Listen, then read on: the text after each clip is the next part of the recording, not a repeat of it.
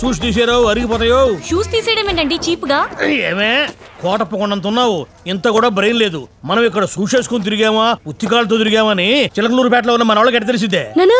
బట్టలు కూడా తీసేద్దాం నాన్న. పేటోళ్ళకి మనం బట్టలు వేసుకొని తిరిగామా బట్టలు వేసుకోకుండా తిరిగామని ఎలా తెలుస్తుంది నాన్న? నువ్వు సూపర్ రా. థ్యాంక్ యూ నాన్న. किधर जा रहे हो? మా నాన్నగారు అస్థికలు బ్రహ్మకాపాలంలో గడపడానికి బద్రీనాథ్ వెళ్తున్నామండి. बद्रीनाथ बंद हो गया है, 6 महीने के बाद आ जाना. ఇదే 6 నెలల తర్వాత రావాలన్నా? మాకు రావడానికి 6 నెలలు పట్టిందయ్యా. ఇదిగో అట్లా పోయి ఇట్లా కలిపి వచ్చేస్తాం. वो सब कुछ हमें पता नहीं है. यहाँ 6 महीने के लिए बंद हो चुका है, वापस चले जाना. అమ్మో మళ్ళీ వెనక్కి తిరిగి రాలేమండి. ఈ కొండ కింద చిన్న ఊరుందిగా, అక్కడే లాస్ తీసుకుని ఉందామండి. LADS bill ఎవడిస్తాడే? మీ బాబిస్తాడా? మా బాబుతో నిప్పిస్తాను గానీ వెనక్కి వెళ్ళి నేను మళ్ళీ రాలేను. నాన్న ఉందేం నాన్న, డబ్బులు తాతగా ఇచ్చేది. ఫుడ్ బిల్స్ కూడా ఎక్కువ చెప్పి లాగిద్దాం నాన్న. నువ్వు సూపర్ రా.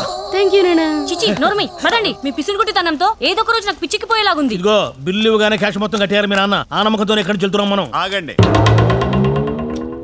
పేట చిలకలూరుపేట మాది పేట అని మీకెలా తెలుసండి?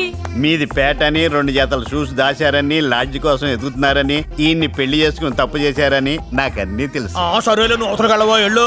నేను వెళ్ళను, పేట వాళ్ళని ఎక్కడికి వెళ్ళనివ్వను. మీది పేట, నాది పేట, మంది పేట. సరే ఓ పని చేయవయ్యా, ఒక మంచం తీసుకుంటే 2 మంచాలు ఫ్రీగా ఇచ్చే లాడ్జి ఏదైనా ఉంటే సెట్ చెయ్యి. ఎందుకంటే మీది పేటే మాది పేటే కదా. ఎందుకు లాడ్జి? నా దగ్గరే ఉండండి. పేట ఆశ్రమం అని మన పేటోళ్ళ కోసమే పెట్టాం. అమ్మయ్యా ఎక్కడ ఆశ్రమం? ఎందుకే ఆశ్రమం అని పుణ్యమని డబ్బులు నొక్కేస్తారు, మనకొద్దు ఏరా.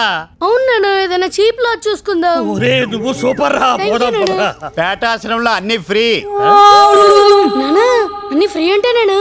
ఇదిగో 6 నెలల తర్వాత మళ్ళీ సందాలు కిందాలంటే కుదరదు. పేటోళ్ళని సందాలు అడగరు. అడిగితే మాత్రం మనం ఇస్తామండి నాన్న. కరెక్ట్ గా చెప్పావు. పేట సరే పద అటే వెళ్ళాలి. సరే నడు.